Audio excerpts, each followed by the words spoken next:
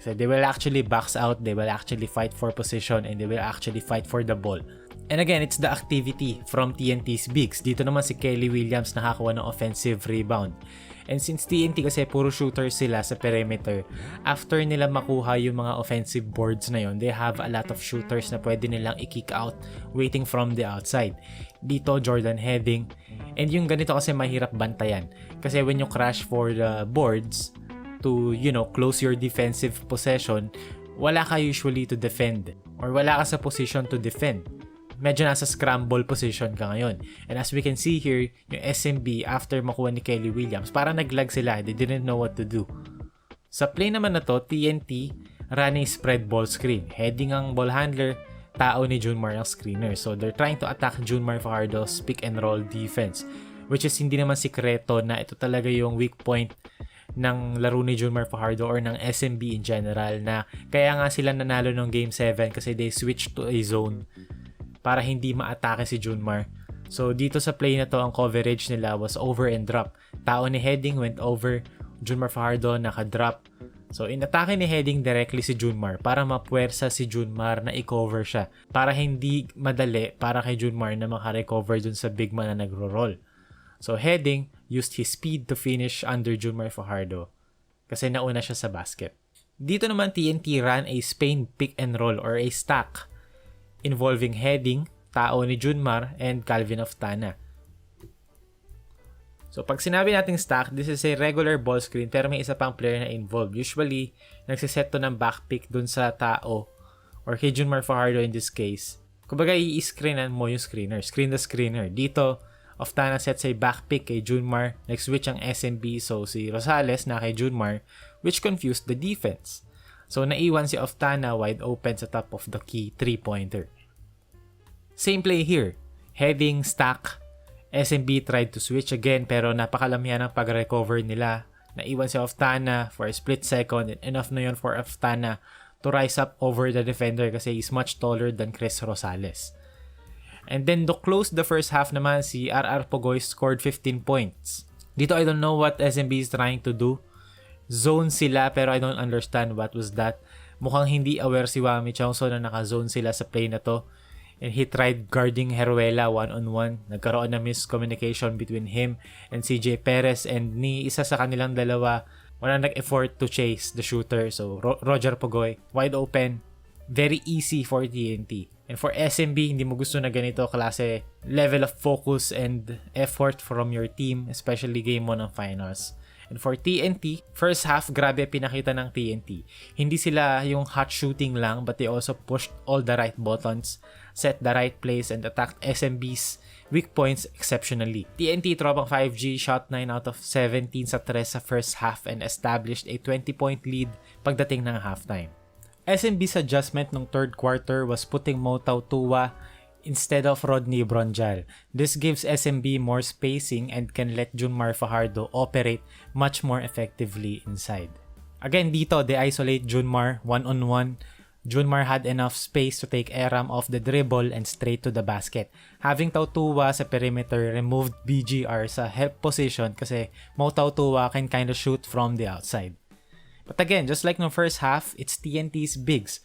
Grabe yung activity levels nila and we can see here 𝗪𝗏 late nang nakababa sa loob ng court. And pag-usapan naman natin tong stretch na to from 𝗵𝗏_𝗶𝗀𝗵𝗵. Dito, pick and roll, 𝗶𝗏 at tao ni 𝗂𝗏. Coverage was over and drop. All game long, naging ganito yung coverage ng SMB na may konting adjustment lang, inaangat or binababa. Dito, 𝗶𝗏 realized na hindi nag-show si 𝗂𝗏_Fajardo.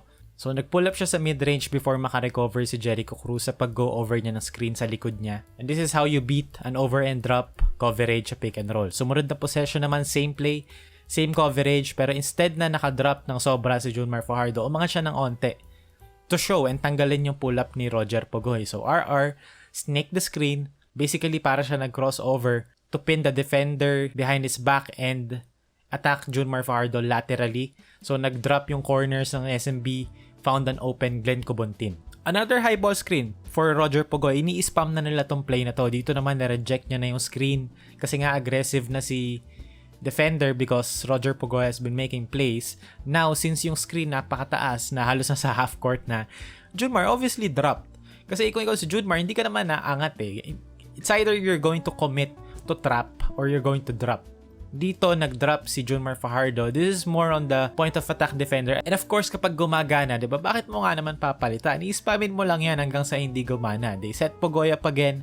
They attack 𝗂𝗏 again, who showed naman this time and out of position. So, kagaya nung kanina, 𝗶𝗏 again snaked the screen and found an open 3-point shooter kasi si Ross nag-help sa nail. Actually, may extra pass pa rito papunta sa corner pero si 𝗪𝗀 yan. And then to start the fourth quarter naman, 9-0 run para sa SMB.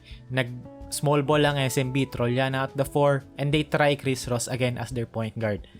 Dito, SMB forced the turnover, tapos diretso takbuhan sila. Kapag open court, CJ Perez turns into the best version of himself. Dito, SMB tried to post up 𝗂𝗏_Fajardo, Ross cross-court pass papunta kay Trollano sa weak side corner, screen from 𝗪𝗀𝗶𝗵𝗵𝗵𝗵, nag-switch ang TNT. So si Kelly kay Don, may advantage si Don in terms of speed and creation. So, nag-step back si Don, 3-pointer. And isa pa sa mga difference makers, si Chris Ross. Panoorin nyo lang si Jordan Heading dito sa play na to. Chris Ross completely removed Jordan Heading sa buong fourth quarter na to. And speaking of Chris Ross, dito, 𝗶𝗏 went under the screen, pero that's play of Chris Ross is going to make that shot. Pero for TNT, since Heading was out of the game, dahil nga kay Chris Ross, TNT went back to 𝗵𝗏_𝗏𝗏. Dito kagaya sa third quarter, they attack 𝗂𝗏's drop defense.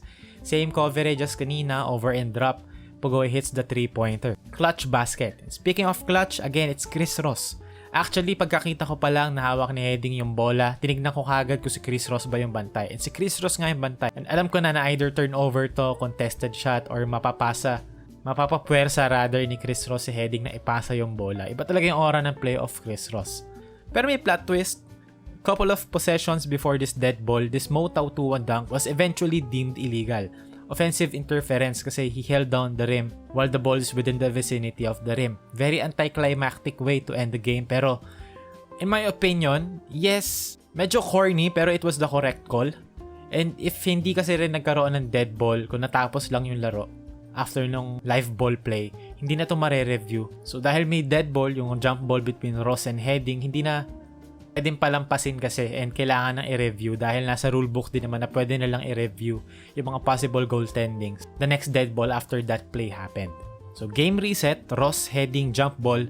Ross mistimed this jump. 𝗪𝗏 goes to the free throw line. 𝗪𝗏 makes both.